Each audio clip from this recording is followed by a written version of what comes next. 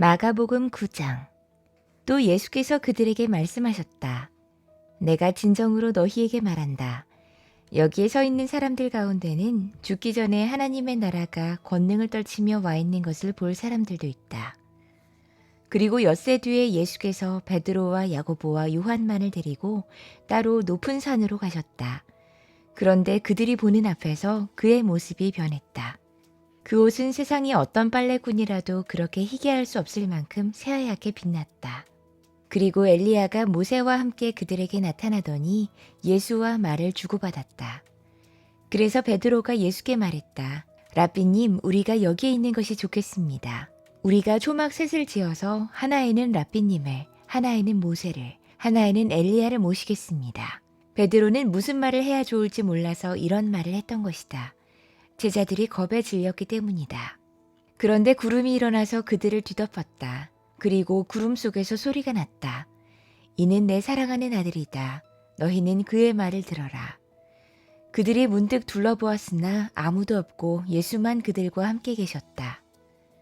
그들이 산에서 내려올 때 예수께서는 그들에게 명하시어 인자가 죽은 사람들 가운데서 살아날 때까지는 본 것을 아무에게도 이야기하지 말라고 하셨다. 그들은 이 말씀을 간직하고 죽은 사람들 가운데서 살아난다는 것이 무슨 뜻인가를 서로 물었다. 그들이 예수께 묻기를 어찌하여 율법학자들은 엘리야가 먼저 와야 한다고 합니까? 하니 예수께서 그들에게 말씀하셨다. 확실히 엘리야가 먼저 와서 모든 것을 회복한다. 그런데 인자가 많은 고난을 받고 멸시를 당할 것이라고 기록한 것은 어찌 된 일이냐. 내가 너희에게 말한다. 엘리야는 이미 왔다.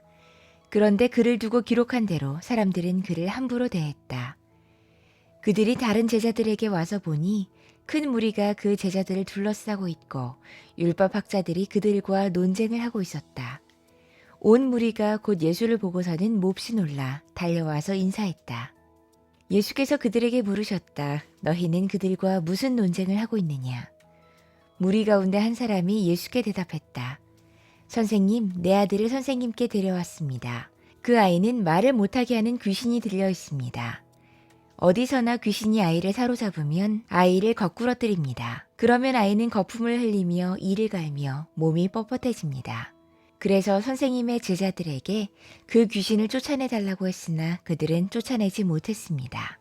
예수께서 그들에게 말씀하셨다. 아, 믿음이 없는 세대여, 내가 언제까지 너희와 함께 있어야 하겠느냐? 내가 언제까지 너희에게 참아야 하겠느냐? 아이를 내게 데려오너라.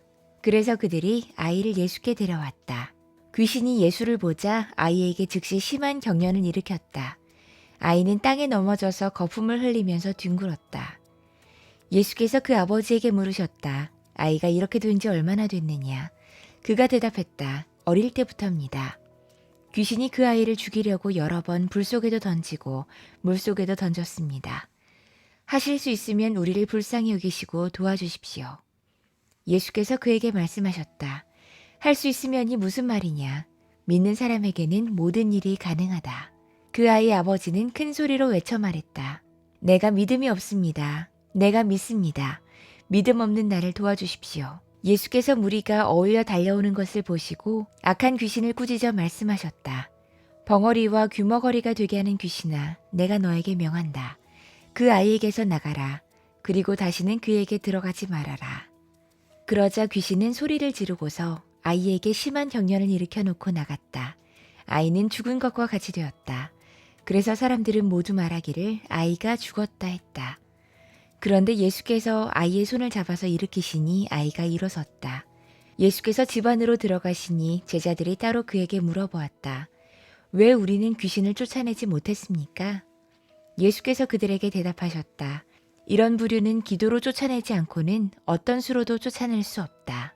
그들은 거기에서 나와서 갈릴리를 가로질러 가고 있었다. 예수께서는 이것을 남들이 알기를 바라지 않으셨다. 그것은 예수께서 제자들을 가르치시며 인자가 사람들의 손에 넘어가고 사람들이 그를 죽이고 그가 죽임을 당하고 나서 사흘 후에 살아날 것이라고 그들에게 말씀하고 계셨기 때문이다. 그러나 제자들은 그 말씀을 깨닫지 못했고 예수께 묻기조차 두려워했다. 그들은 가버나움으로 갔다. 예수께서 집 안에 계실 때에 제자들에게 물으셨다. 너희가 길에서 무슨 일로 다투었느냐? 제자들은 잠잠했다. 그들은 길에서 누가 가장 큰 사람이냐 하는 것으로 서로 다투었던 것이다. 예수께서 앉으신 다음에 12제자를 불러놓고 그들에게 말씀하셨다.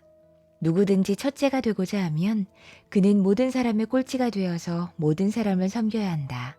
그리고 어린이 하나를 데려다가 그들 가운데 세우신 다음에 그를 껴안아 주시고 그들에게 말씀하셨다. 누구든지 내 이름으로 이런 어린이들 가운데 하나를 영접하면 그는 나를 영접하는 것이요. 누구든지 나를 영접하는 사람은 나를 영접하는 것보다 나를 보내신 분을 영접하는 것이다. 요한이 예수께 말했다. 선생님, 어떤 사람이 선생님의 이름으로 귀신들을 쫓아내는 것을 우리가 보았습니다. 그런데 그 사람은 우리를 따르는 사람이 아니므로 우리는 그가 그런 일을 하지 못하게 막았습니다. 그러나 예수께서는 이렇게 말씀하셨다.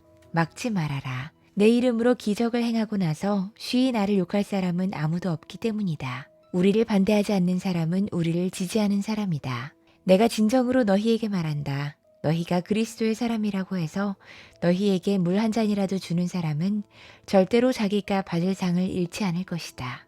또 나를 믿는 이 작은 사람들 가운데서 하나라도 죄짓게 하는 사람은 차라리 그 목에 큰 맷돌을 달고 바다에 빠지는 편이 낫다. 내 손이 너를 죄짓게 하거든 그것을 찍어버려라. 내가 두 손을 가지고 지옥에 곧 그 꺼지지 않는 불 속에 들어가는 것보다 차라리 한 손을 잃은 채로 생명에 들어가는 것이 낫다. 내 발이 너를 죄짓게 하거든 그것을 찍어버려라. 내가 두 발을 가지고 지옥에 들어가는 것보다 차라리 한 발은 잃었으나 생명에 들어가는 것이 낫다. 또 내 눈이 너를 죄짓게 하거든 그것을 빼어버려라. 내가 두 눈을 가지고 지옥에 들어가는 것보다 차라리 한 눈으로 하나님의 나라에 들어가는 것이 낫다. 지옥에서는 그들을 파먹는 구더기들도 죽지 않고 불도 꺼지지 않는다. 모든 사람이 다 소금에 절이듯 불에 절여질 것이다. 소금은 좋은 것이다. 그러나 소금이 짠맛을 잃으면 너희는 무엇으로 그것을 짜게 하겠느냐? 너희는 너희 가운데 소금을 쳐주어서 서로 화목하게 지내라.